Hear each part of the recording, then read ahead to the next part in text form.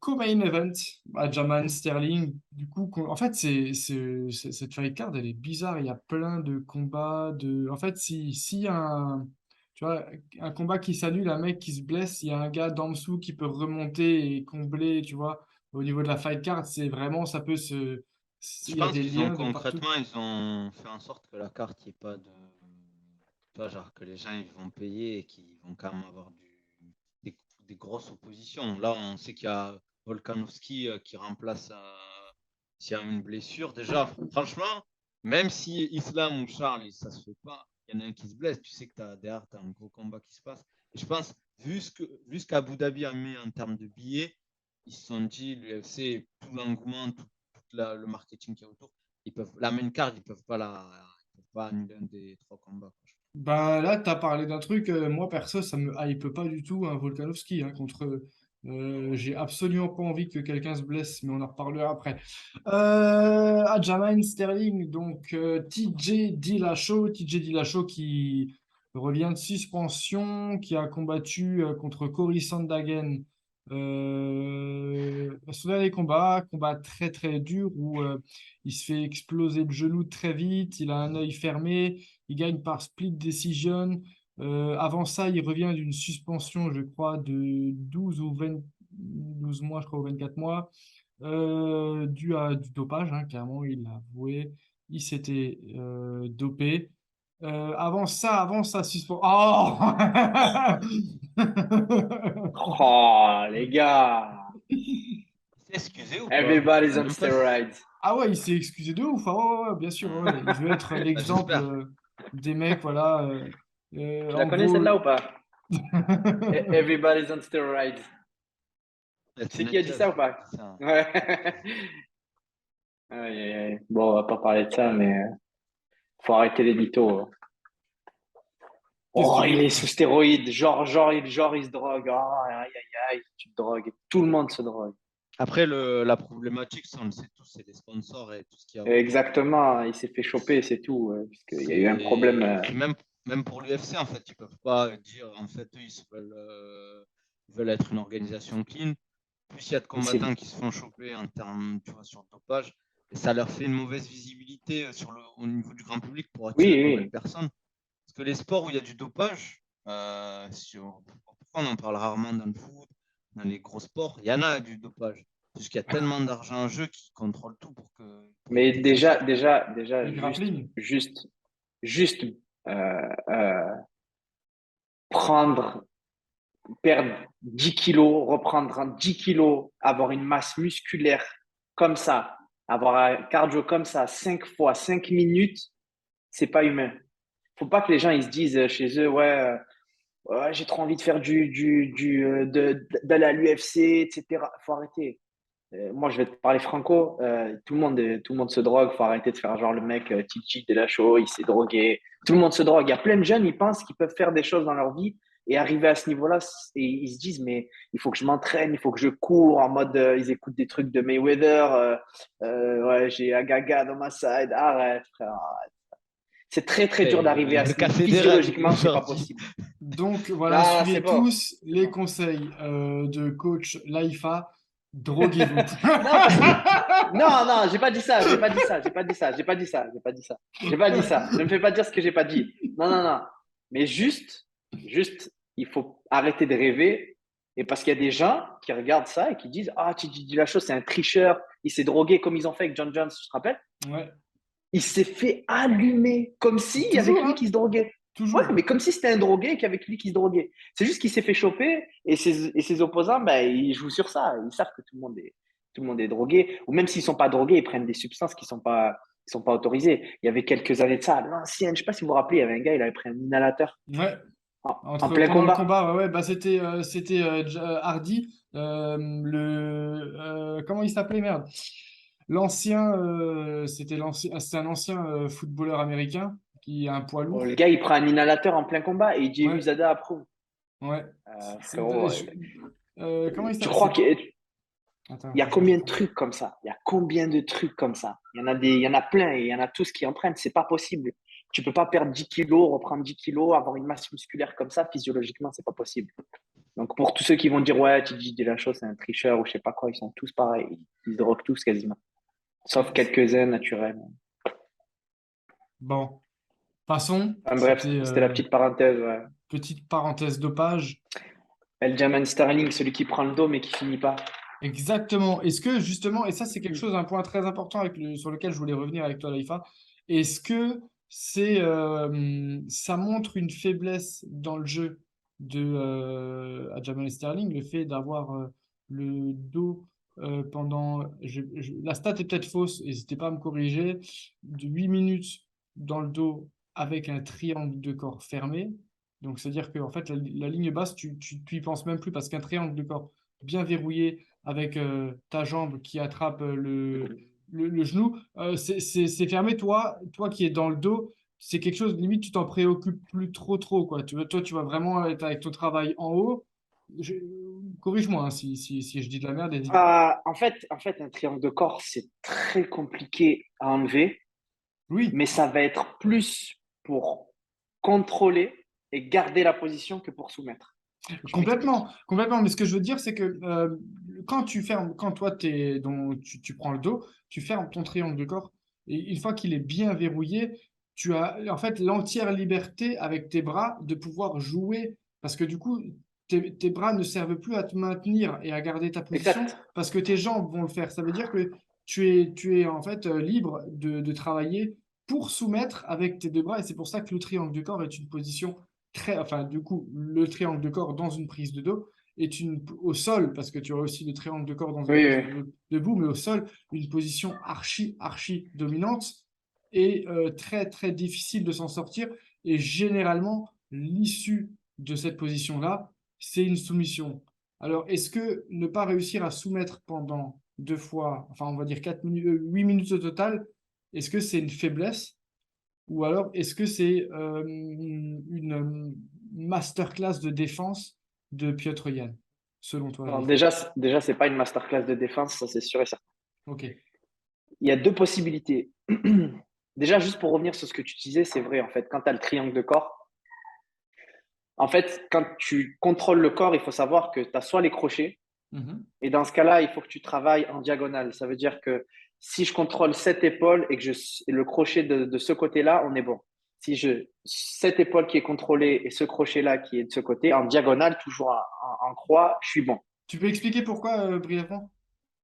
Parce qu'en fait, si je travaille pas en diagonale et que je travaille seulement sur un côté, j'ai un côté qui est libre et forcément, il sortira de ce côté parce que si je contrôle pas l'épaule qui est là avec mon crochet, sachant que mon crochet à gauche, il n'y est pas, si son épaule n'est pas contrôlée, il va pouvoir poser le dos au sol. S'il pose le dos au sol, je ne peux plus récupérer le dos. C'est comme si quelqu'un qui se battait, il avait le dos contre la cage. Je ne peux pas lui mettre un coup par derrière parce qu'il a le dos contre la cage. C'est un peu le même système. Euh, c'est Exactement. un exemple un peu, Tu as voilà. schématisé. J'ai schématisé exactement.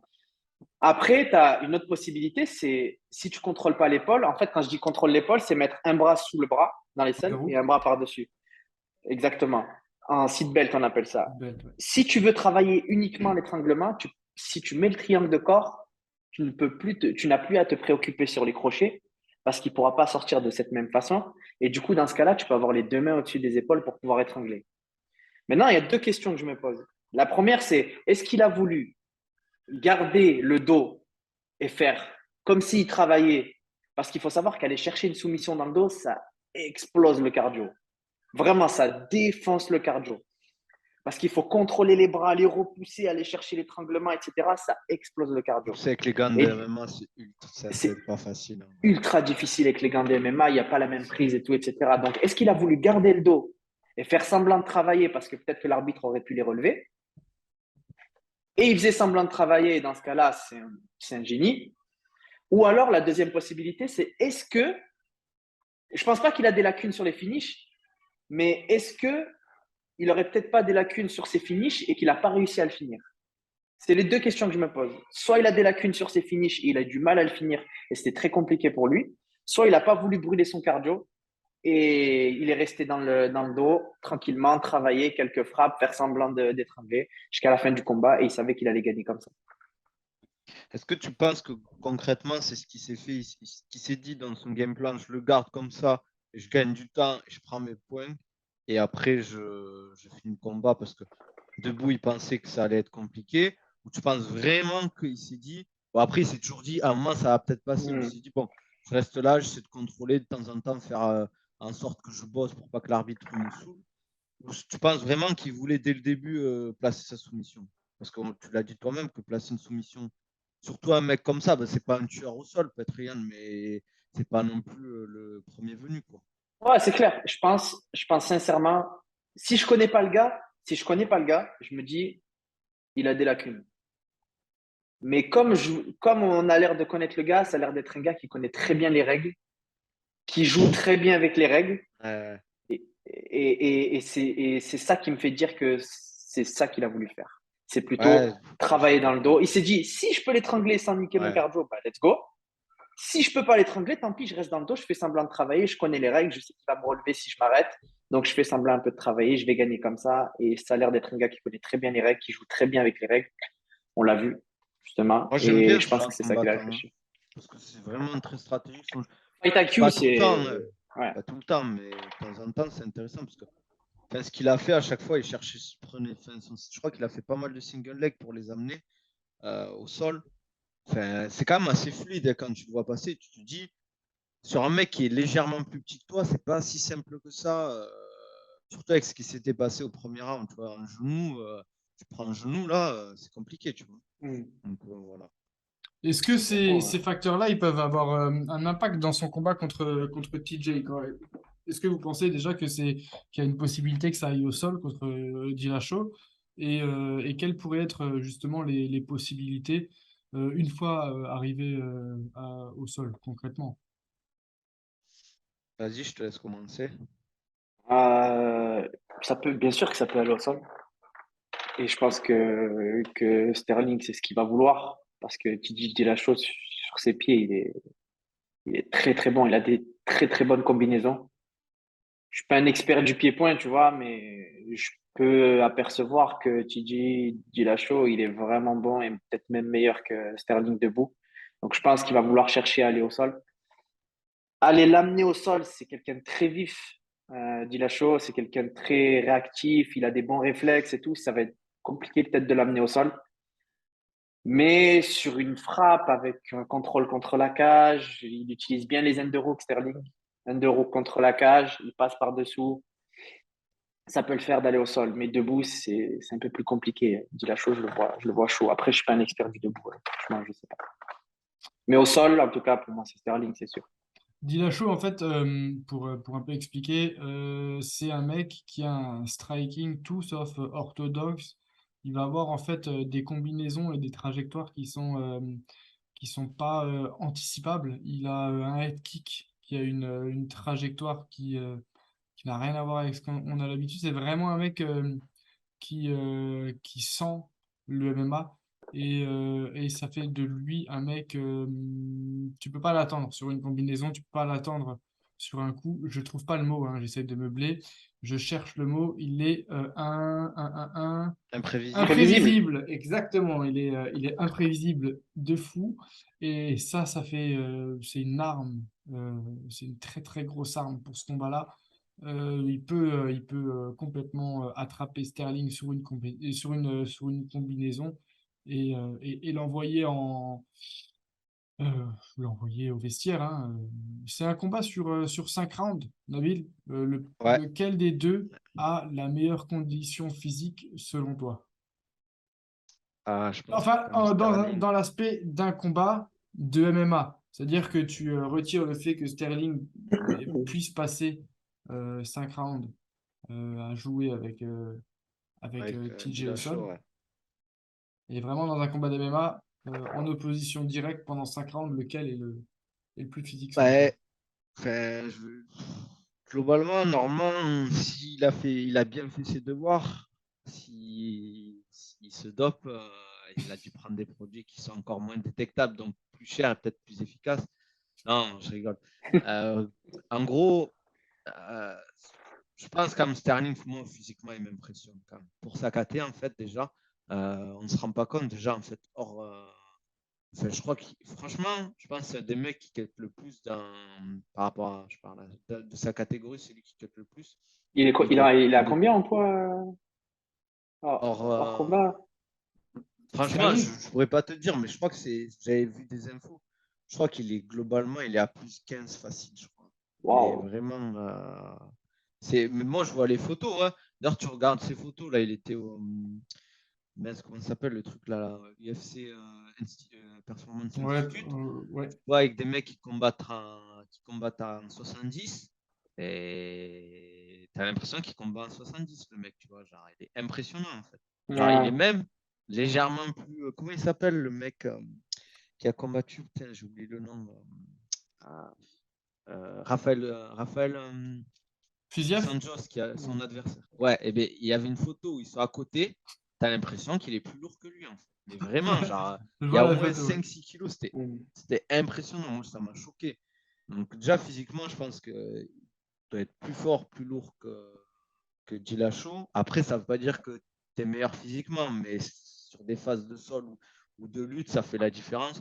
Et je pense que ce qu'il a montré derrière, en plus, il a eu ça fait combien de 5x5 qu'il fait Sterling? Ben, il en a eu pas Sterling, je mal. crois que c'est deux fois de suite, là. Donc là, ce serait Ouais, la donc, troisième, je vais vérifier, et mais il Dillashaw, me semble que c'est ça. tu vois, il va revenir contre un gros combattant. Tu vois. Là, ça va être le test. 5x5, c'est vraiment très particulier. C'est pour ça que j'aimerais bien des fois qu'on voit des ceintures en 3x3, en 3x5, pardon. Pour qu'on voit en fait le changement de stratégie et l'intensité peut-être qui est plus mis en avant que la stratégie, etc. Et si tu regardes les meilleurs 5x5, c'est des mecs qui sont très stratèges et qui savent, on va dire, mettre des phases d'intensité, des phases un peu plus de contrôle où ils vont stabiliser le travail. Donc, je pense que Sterling est globalement au-dessus. Dillashaw, pour moi, sa grosse force, c'est ses déplacements en striking. C'est impressionnant, il avance en bougeant. Il est bas en Comme plus. tu as dit, c'est ouais, ouais, c'est ça. Donc, je pense que Sterling est quand même au-dessus en pur MMA physiquement. Il est plus grand, Sterling, non? Ouais, Ouais, ouais, ouais. ouais, il Il fait a. combien, lui? 1m73, il doit faire Ouais. 1m73, un truc comme ça. Je crois qu'il fait un. Je l'ai vu juste 5,7, avant. 5,8? Il fait 5,7, ouais, il fait 1,71. Ok, 1m71. Et ok. TJ Dillashaw, il fait 1,68, donc il y a 3-4 cm d'écart. Ah, quand même, hein. Ça Ouais. joue. Ouais, ça Ok. joue, hein. Je sais plus qui disait. Il me semble que c'est. Comment il s'appelle? Bah, j'ai oublié.